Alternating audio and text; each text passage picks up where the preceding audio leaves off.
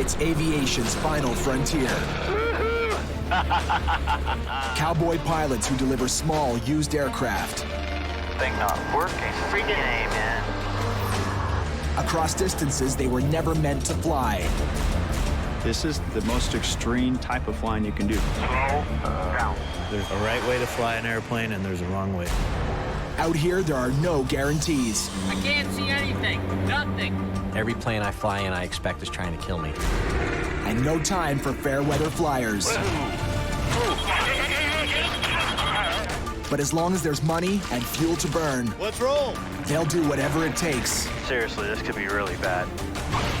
to get it there.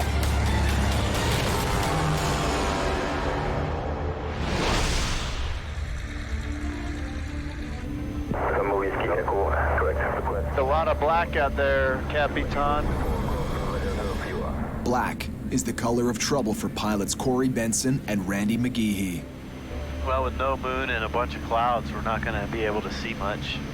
Well, we really don't want to be here right now. This is not where we want to be at all.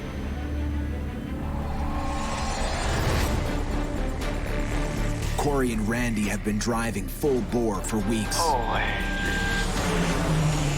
Exhausted, they pushed off again, leaving Florida in a Beechcraft Bonanza, bound for Brazil. Then, a strict airport rule about landing after sundown Damn it. left them in limbo above the Caribbean. We're climbing out of there. We're going to Grenada. Now, dead tired, they face another hour in the air, and their daylight is done.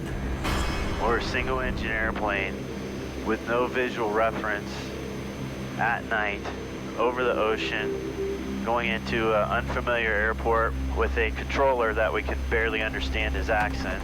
November 901 Whiskey Echo, request position. 901 Whiskey Echo is 9-8 miles out from the GND Golf November Delta V1. In the dark, they're forced to rely completely on their instruments. Look out there. All you can see is black. There are no lights. There's no horizon. There's nothing. I mean, it's sensory deprivation right now. Even with instruments to help guide them, with no horizon line to refer to, a pilot can be tricked by how his body feels. We have no sense of movement. We have no sense of space. We have no sense of altitude. It's just not a real comfortable feeling, you know? There's a lot of pilots that have died just because of that. They feel like they're in a turn or in a climb or a descent when the plane's actually going straight, so they'll bank into something where they shouldn't, and they end up crashing. There's a lot of black, there's a lot of water, not a lot of options. And on the island of Grenada, where they're about to land, the options aren't great either. We got a lot of things stacked against us. We're surrounded by 3,000-foot mountains in all directions. Bottom line, there's no messing around on this, and there's no margin for error. I might ask for information. I need you to really be focused for me. Roger that, Captain. You let your guard down for a minute, and it's fatal. Runway in sight, 91 Whiskey Echo.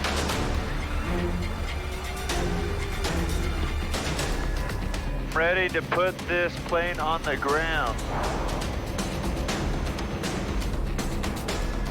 Hang on, fellas.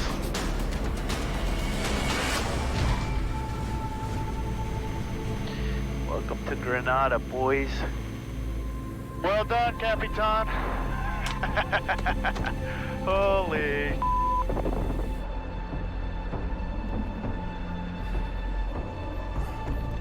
I seriously thought that was going to be the easiest leg of our entire trip. I certainly hope we don't have anything that risky again, you know? Dude, you rocked on that approach. If I was with some of my other buddies, I would have been really fancy. Well, I couldn't have done it without you, so. We did it, though. Good job, man.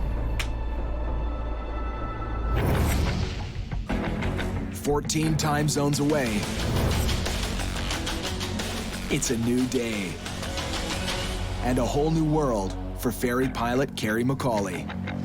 Nice. This is a sexy looking jet. I can't wait to fly it. This is the Phenom 100, a highly computerized executive jet with a $3.5 million price tag. Very cool. It's aviation's next generation, and Kerry's playing catch-up. Been ferry flying for quite a while now, since 1989. And it's kind of hard to get up to speed with some of the new stuff. You know, you get comfortable with old technology.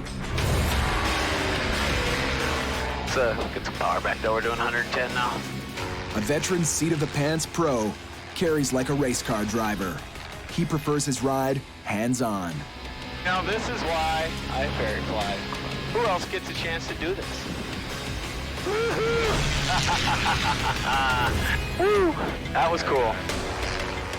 In the cockpit of a propeller plane, Kerry is king. Watch your speed.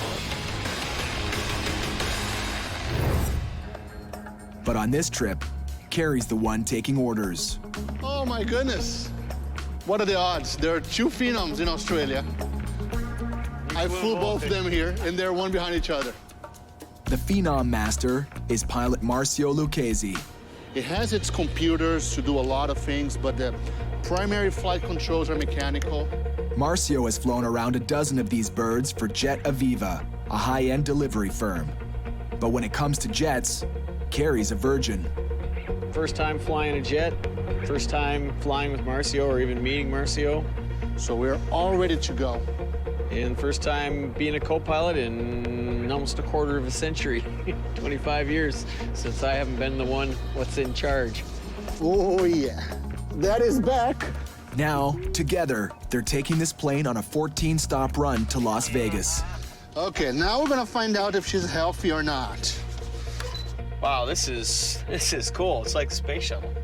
Yeah, in use, there's nothing more modern than this. Everything is automatic. There's always a computer behind it. Yeah, good. The whole plane is really kind of a flying computer. It's gonna take me 2 days to study the manual just to figure out how to turn the damn thing on. Let's start this bad boy, see what she says. Initializing system. TAWS system failure. TAWS system failure. That's not good. TAWS system failure. We're in trouble here. TAWS system failure. In Kerry's world, when the plane won't start, he calls for a mechanic. TAWS system failure. Marcio, he calls tech support. I have the cast box with a big red X on it. What do I do? How do I cancel the damn, you know, there's an alarm here going dang, dang, dang. He's spitting out words like updates and multifunction displays. But if the computer's not working, nothing's working. Let's do that. Let's call these people. In the Caribbean, Kerry's boss is working overtime. If everything goes as planned, we should be in Manaus early afternoon. Good morning, sir. Corey has just one thing on his mind right now, his schedule. He and Randy have logged more than 2,700 kilometers from Florida across the Caribbean. From here, they'll zigzag down Brazil to their final stop. Dude, I'm pumped to actually get into Brazil. We've had some long days, short nights, and we're tired. Corey's got Randy on a short leash. Fast turnarounds, no downtime.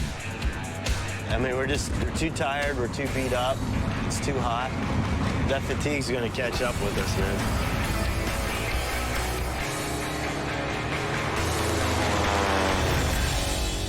Today, Corey and Randy have to cover nearly 1,800 kilometers, most of it over dense Brazilian jungle. Run into trouble here, and it's a guaranteed crash landing with lousy odds of survival. There's no wires, there's no roads, there's no tracks of any kind. It's just a bunch of jungle down there. They need to stay sharp.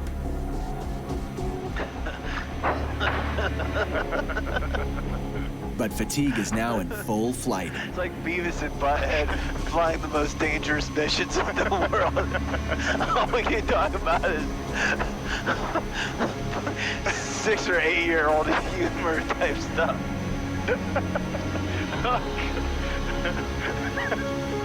I don't know what else to call it right now. Jumping time zones, being at altitude. If you're tired, you're physically drained, you can make a stupid decision. And you're dead because of it. Tomorrow might be a good day for a rest day, man, because we're totally losing it here. What tank are we on now? I don't left, I think. They need to pull it together. Ahead of them, 3,300 kilometers across some of the most unforgiving terrain on the planet.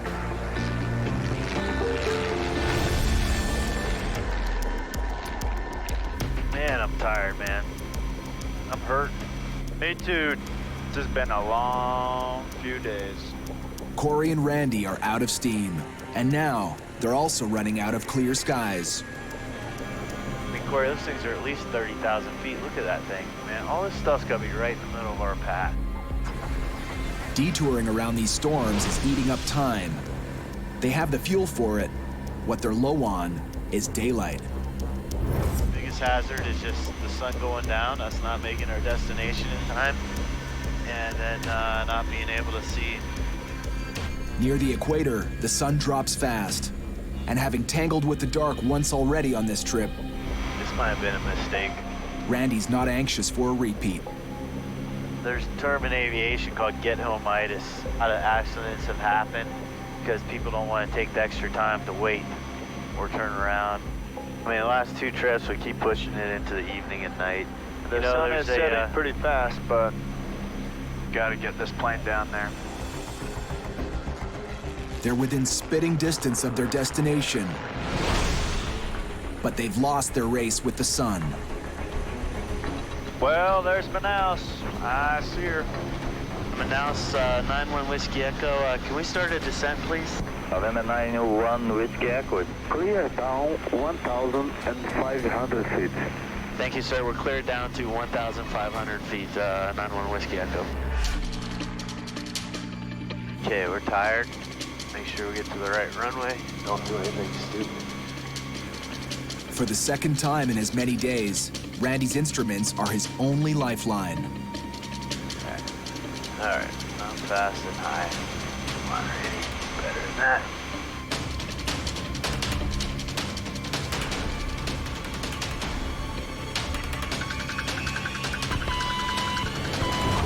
Damn it. There's an arrival. They're now within a day of their final destination. I'm just glad to be out of the tight quarters there and just trying to get loosened up. A little tired, but it never stops, so. Declaration? Yes. Passport. We've pushed it too hard, too long already. Start talking seriously about taking tomorrow off. Corey's silence is loud and clear. To him, a day off is just another delay, one his business can't afford.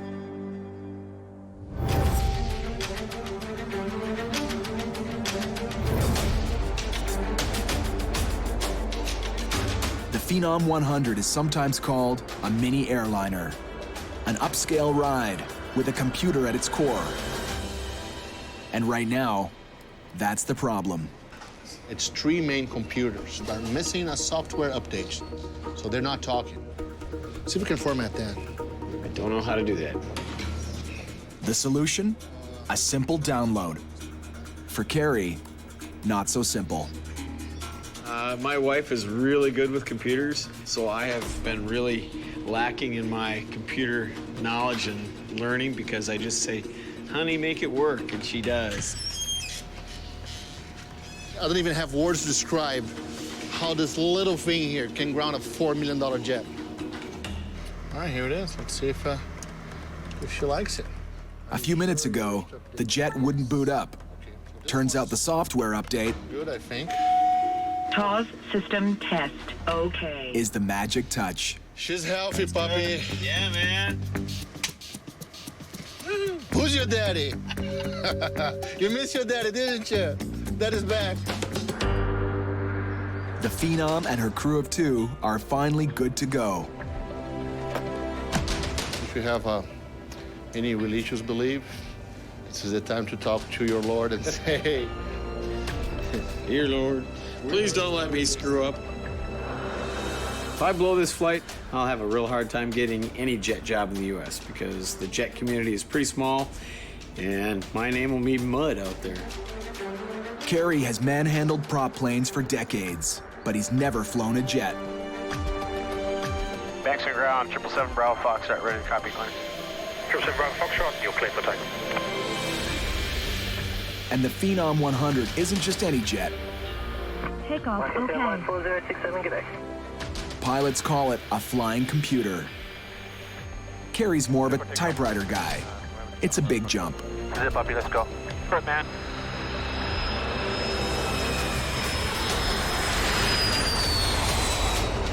if you are not a good pilot and someone asks me, is this guy a good pilot? I will tell them the truth.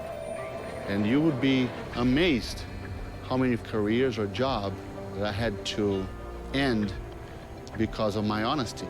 He's probably got some high expectations because I talk a big game, got a lot of experience. So it's time to put up or shut up. And I hate shutting up. Kerry will have to hold his tongue for a good long time. The trip, Sydney, Australia, to Las Vegas, USA. A commercial airliner makes the run in under 17 hours. But the Phenom was built for shorter hauls, 2,200 kilometers at the most. So for this trip, it's globetrotting. Across the Australian outback, up over Indonesia, Asia, Russia, then dropping down into the United States. More than 19,000 kilometers and 14 stops in 6 days.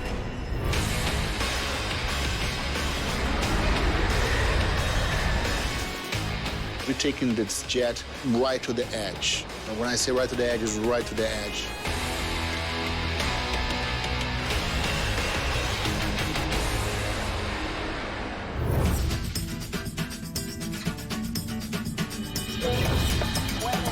In the plane delivery business, a day off is as rare as a problem-free flight. But after days of demanding it, Randy's finally got his R&R. All right, thanks, man. This is awesome.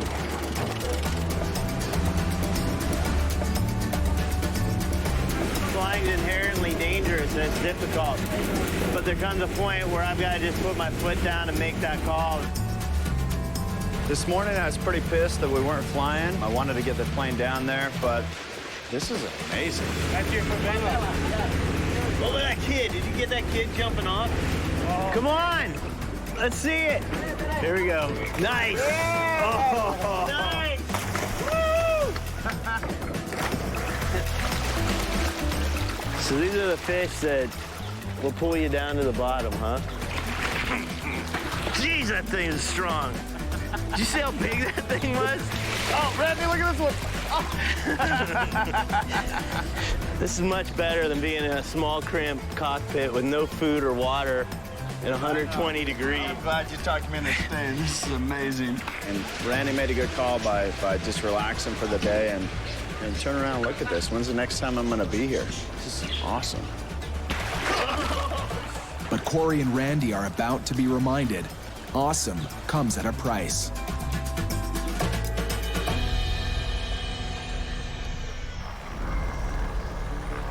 The next day is delivery day for the Beechcraft Bonanza. But Corey Benson and Randy McGeehee haven't even left the ground, and already they're in a holding pattern. Hey, dude, I need some cash to pay the handler and landing fee and all the customs. Man, we're running light. I got $40 after this. Dude, they just don't, none of these places take credit cards. It's crazy. We're not even halfway through the trip yet. Their 24-hour vacation has left Corey and Randy cash-strapped. What does this say? And most of the bank machines appear to be taking their own day off. I went through 8 machines and 2 banks, and I couldn't get any money out. I've got about 700 Brazil, so it's about $500 right now. Corey and Randy need around $2,000 to cover the airport fees and fuel costs. If we can't get the money, we're not going anywhere. An ocean away, the techno jet they call the Phenom is living up to the name. Gears up. The Phenom can climb as high as a commercial jet and reach speeds almost as fast. Yeah, you have to watch it, okay, when you put a departure stuff. Just make sure that it's properly sequenced. For a prop plane guy like Kerry McCauley, it's like being strapped into a guided missile. I'm kind of feeling like a dummy in this plane, you know. It's like a caveman trying to figure out the Concorde. Kerry and Marcio blast across the Australian outback, veering up toward Indonesia.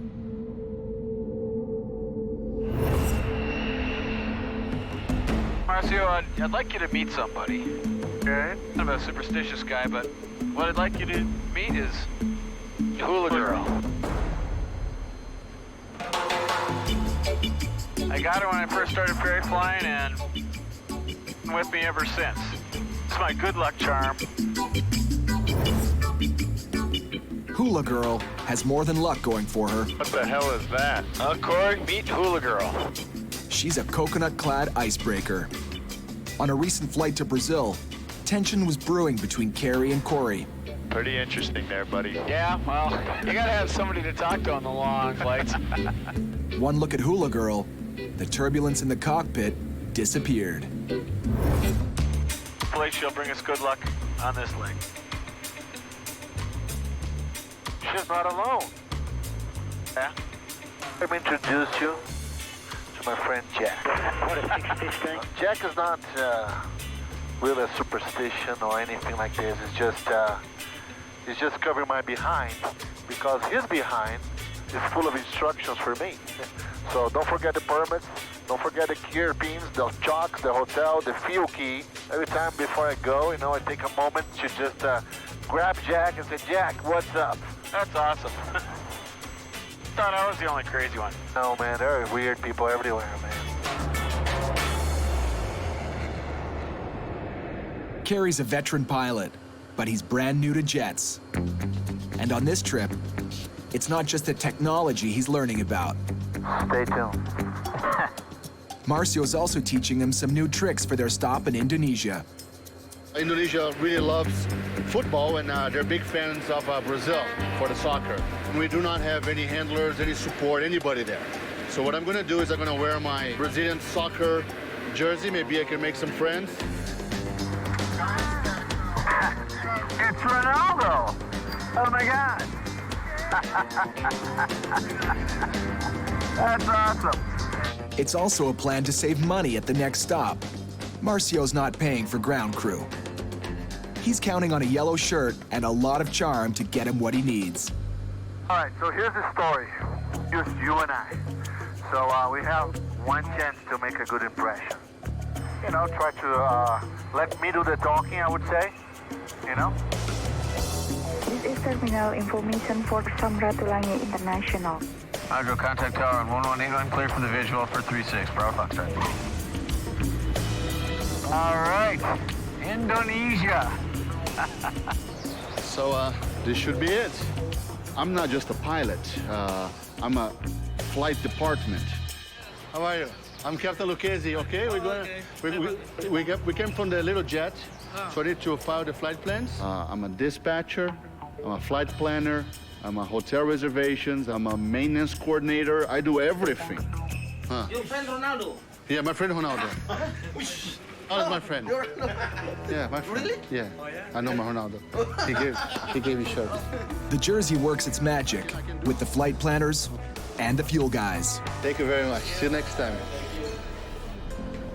What do we have to do? Well, now I'm here. But at his final call where he's looking for an exit stamp, immigration officials don't see a yellow t-shirt. They see a red flag. I'm worried about the permits. I'm worried about the paper. Well, we didn't show up with the actual paper copy of our permit, problem one. Problem two is these guys seem to really wanted us to hire a handler. So on immigration side, what do we have to do now then to clear? My role, your problem like this, to investigation for you. Investigation? This is a bad place for a pilot. We called the airport authority. Do I need to hire a handler? They said no. The interrogation room of an Indonesian immigration department. Wait for the big boss, and he's going to be the one that decides what the appropriate punishment is for us. I mean, it could seriously be jail. When he opened the rule book, I said, oh, this is bad news. It seems failing to bring proper paperwork and cheaping out on ground crew is a serious offense. I have to hire ground handling services. Yeah, like this. But when the head honcho arrives, 620. it's nothing that a few greenbacks can't solve. Thank you so much, okay? We'll see you next time. Have a good dinner tonight, okay? Kerry and Marcio are free to go. There are two friends that always get me out of trouble. One is Ronaldo, the other one is Ben Franklin. Halfway around the world, I got one to work. You got some? You got... Randy and Corey are saddled with big airport fees and empty wallets. I'm not the most patient person, and so these delays drive me nuts. Okay, we just landed. It's a beautiful weather. But they just ran into a little luck, and his name is Joey. Did you pay already the land fee here? No. No? Joey gets what Corey and Randy are up against. Over there is gonna be like 400 miles, let's say 3 hours. Let's say 3 hours. Because he's one of them. He's also a ferry pilot from the States and has done this route a lot. We need money to get out of here. Let's see how much I have, but I can help you out for sure. I can borrow you money. You give me later. Or deposit my account in America or here. Do you have a real? It's kind of like a fraternity because there's only a very select few of us that do it, that have the guts to do it. And so we respect that about each other, and we'll do anything we can to help each other out. Thanks, buddy. 4. Okay. Let's go. That took way too long. When we got here, we had nice, clear skies, and now all quadrants, we got building thunderstorms. If we don't get out of here soon, we're not going. Let's go. Corey and Randy are in the final stretch. It's 1,500 kilometers to the finish line. And like any other marathon, those last miles can be a killer. Look at that, man. Storm, storm, storm, storm, storm, storm, storm. Huge storm. You see that thing? I can't even estimate how many miles wide that thing is. Randy's an old hand at dodging storm clouds he can see, but electricity is invisible and travels for miles. That's the airport. Hitting all those lightning strikes. This lightning scope detects electricity in the air not picked up by regular radar. 6, 7, 8, 9, 10, 11, 12, 13. And the picture is grim. We got about 17 lightning strikes right over the airport right now, so we just made it out. Here we go. 140 to deviation due to weather, sir. Yeah, Corey left. Any deviation either. We don't want to get anywhere near that stuff. Heading 1. This prop kicking with all this moisture in the air, we're just generating negative ionization right now. We're just asking to get hit.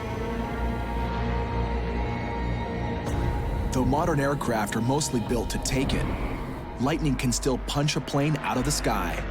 It can damage the frame and wiring, shatter a windshield, or spark an explosion. One of the worst times I ever had in an airplane was in an airliner, and we took a massive lightning strike, and we almost didn't make that.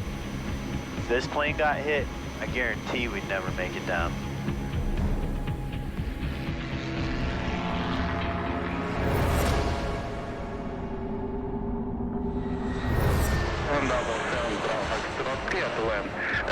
For Kerry and Marcio, it's been smooth sailing. A whole lot around, hey.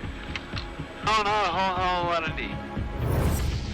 They've put more than 7,000 kilometers behind them in 3 days and are now zeroing in on Russia. That part of Russia was the primary point of attacking the United States during the Cold War. Take a look at that supersonic one. Yeah, that's cool. You see the runways and you see the security. It brings you back in time. So wow, this Cold War, this was not a joke. The runways left over from the Cold War aren't very funny either. An Airbus lurches down the tarmac. He's shaking like a little girl because the road is too bad. X-ray is so up that he cannot exit fast enough. Are you ready for departure from taxiway Charlie or taxiway Mike? After a quick refuel, it's Kerry and Marcio's turn to taxi for takeoff. Takeoff, okay.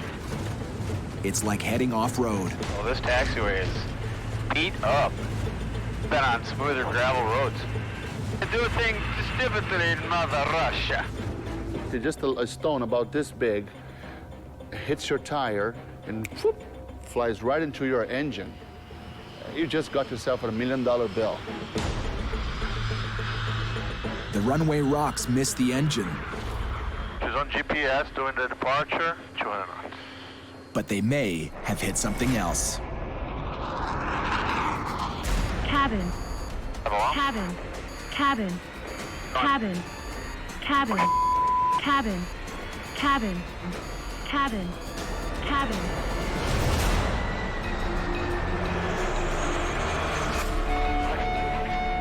Stop the climb. Stop the climb right here. Moments after leaving a Russian runway, Autopilot. Level off. Kerry and Marcio are in a full-blown emergency. We lost pressurization. Autopilot. Okay, tell them we need to maintain altitude right now. Slow down. The jet is losing cabin pressure. Autopilot. They need to stop their climb to keep from losing consciousness. But there's an Airbus closing in fast, and the control tower wants them out of the way. Okay, November 777 Bravo. Foxtrot climb initially 9,100 meters. You are being followed by Airbus 330, 10 miles behind. Just forget about him then. Right, fly the plane for me, please. Maintain altitude. I'm going to fix this shit. Fine. Kerry's a prop pilot flying his first ever jet, and this is trial by fire. Negative. We have a pressurization problem right now. We need to hold altitude for a minute. We'll advise. Foxtrot, what's the problem? We have a pressurization problem. I'll get back to you in just a minute. Slow. 200 knots, 200 knots, 200 knots. Foxtrot. While Kerry controls the jet, Marcio tries to troubleshoot. November 777 Bravo. Foxtrot. Slow down. What level do you need? 1,800 meters. Which oxygen mask on? Under pressure, Kerry's fallen back on his old skills, flying the plane by hand. Autopilot on? Autopilot on. Autopilot. Autopilot. The computerized plane is back on autopilot, Autopilot. but Kerry's got it on the wrong setting. He quickly corrects, Have it. Autopilot. but in the confusion, he loses track of his airspeed. Stall. Stall. Stall. Stall. Stall. Stall. Stall. Autopilot.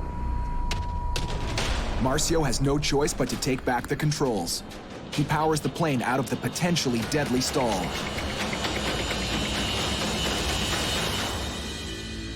Are you okay? Yeah. Pay attention, okay? What the hell was that? Oh, you forgot to look at its speed. I know. That's what happened. Okay, there you go. Easy does it, puppy. Easy. There we go, that's better. Easy. I screwed up. I've never flown anything like that before. I barely know how to shut the door on the thing, so I've got a little bit of catching up to do. For now, Marcio rides the cabin pressure by hand. Okay, coming to flaps 3. Okay. Kerry takes over the landing. Very nice, very nice. If Marcio seems unfazed by all the drama, it's because he's pretty sure he knows what's causing the cabin pressure problem.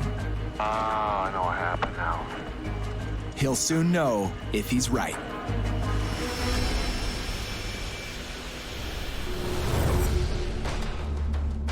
In the southern hemisphere, Look at that water coming down on that. You see that, Corey? Corey and Randy are navigating a minefield of thunderstorms above Brazil. This plane cannot handle anything that storm's gonna dish out, so we want to give it a wide margin. Concentration of vultures from final approach. Vultures, vultures, vultures. Turn right. There you go. You couldn't make this stuff up, man. I'm serious, man. Freaking vultures, thunderstorms. This trip's tossed a lot of bad stuff their way. They've flown bone-tired and been tricked by nighttime illusions. They've had no place to land and been cleaned out of cash. In this racket, a game plan is just a suggestion. Cuiabá approach, good afternoon, November 91 Whiskey Echo 080. 5 days and more than 6,000 kilometers after leaving Florida, their final destination of Cuiabá, Brazil, is in sight.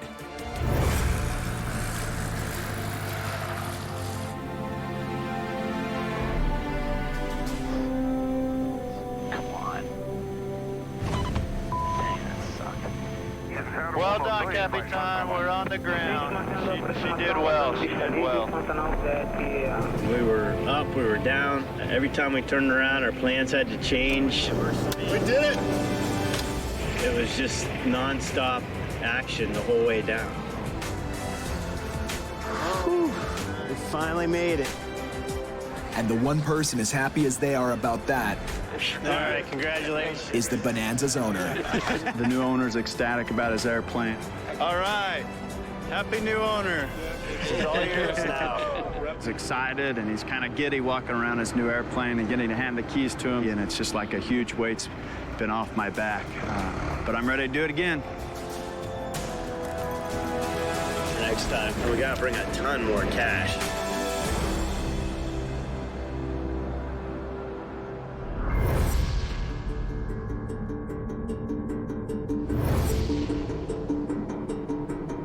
On a concrete Russian slab, Kerry and Marcio have one temperamental jet and an even bigger problem. The Phenom 100 is cutting edge. The mechanics, not so much. I'm here in remotest Russia. These guys all their aircraft are baling wire and 2x4s. I mean, they're built to last. They're tough, but they're not flying computers. But Marcio knows his way around this fancy Phenom. He's flown several of them, and he has a theory about this one. I want to make sure there's no loose wire. Oh, it's right up here. See, it's right up here. This wire is connected to a sensor that automatically adjusts cabin pressure. So it might be bouncing so much that it's just giving wrong signals to the computer. Marcio suspects the rough Russian runway shook it loose on takeoff. I'm not too concerned about it. On the taxiway in, the message disappeared, so. Also, funny enough, a lot of the Russian-made airplanes, they have huge tires. And we're asking, why do they have huge tires? Now we know. Now we know. There's a sensor there for pressurization. But taxiway in Russia. So, sensor. After briefing the mechanics, Marcio and Kerry turn their attention to their next and most dangerous destination, Russia's Far East. The weather. And the Russian weather lady doesn't sugarcoat the situation. Uh-oh. 1 kilometer visibility, which is not much. Showers, snow, and rain. Okay, mist. From the late autumn till the spring, late spring, it is bad. It is often, almost constantly bad.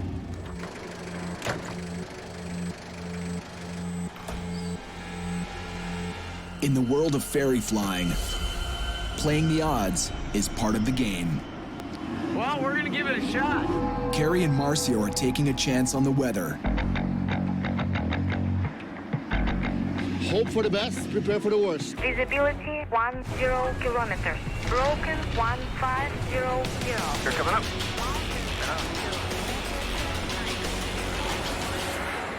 There's 500 feet. Autopilot.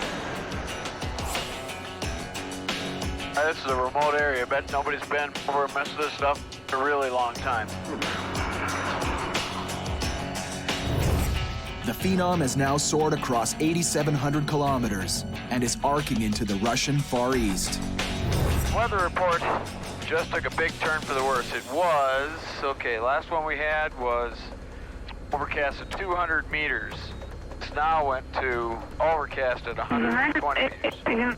Got pretty bad in 20 minutes. Yeah, 20 minutes, huh? November 777 Bravo Foxtrot. Overcast at 90. Now we're down to 90, which is 295 feet. It's pretty low. It's getting there. The airport they're headed to is now almost completely socked in. And the trend is Thinking about it, we gotta go somewhere else. It's not gonna work. They veer to another airport. Then, November Bravo Foxtrot confirmation. Airdrome Uniform Hotel Mike Papa is closed. That's just great. It's just closed the airport. Nice. I don't know what to do, man. What do you think? I don't want to turn around. If we decide to go, should we go faster and get there before it gets any worse? it's back to Plan A. Reroute to the original airport and hope the weather clears by the time they get there. 2 hours later, they're closing in on their destination. There's a big mountain we don't want to hit. Look at the way that the clouds are separated by it. It's not just terrain that's trouble. And arrival November 2% Bravo Foxtrot. Can you please request lights, full bright at the airport, please? Lights in operation. Say, no light? No light. Doesn't help much, does it? No, that's not good. There's not enough fuel to turn around. With night falling and lousy visibility, they've got to pick their way to the unlit airstrip. To make this first one count. They drop into the soup that hangs low over the runway. 777 Bravo Foxtrot, you are clear to land, surface wind 300 degrees, 6 meters. To the airport? Negative.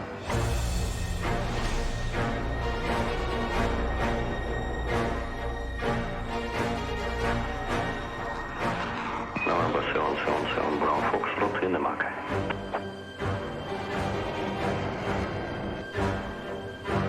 Then, just 90 meters above the runway, I see some lights. Okay, I'm past, you looking good? Yep. the runway lights suddenly blast back to life. 160 feet over actual runway now. Got it? You're good? Are we gonna live today? I think so. Oh, the beer's gonna taste so good. Flaps coming to 0. November 777 Bravo Foxtrot on ground at 46, backtrack runway 01. This would have been a real bitch without any lights. Can I start breathing now? Okay. Oh, yeah, man. Oh, was the issue ever in doubt? Maybe a little.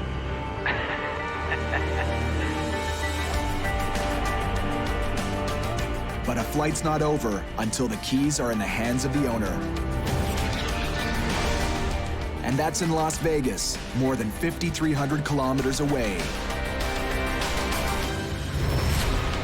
Next time on Dangerous Flights. We need you out here. Corey's chance to turn a fast buck turns to bad luck.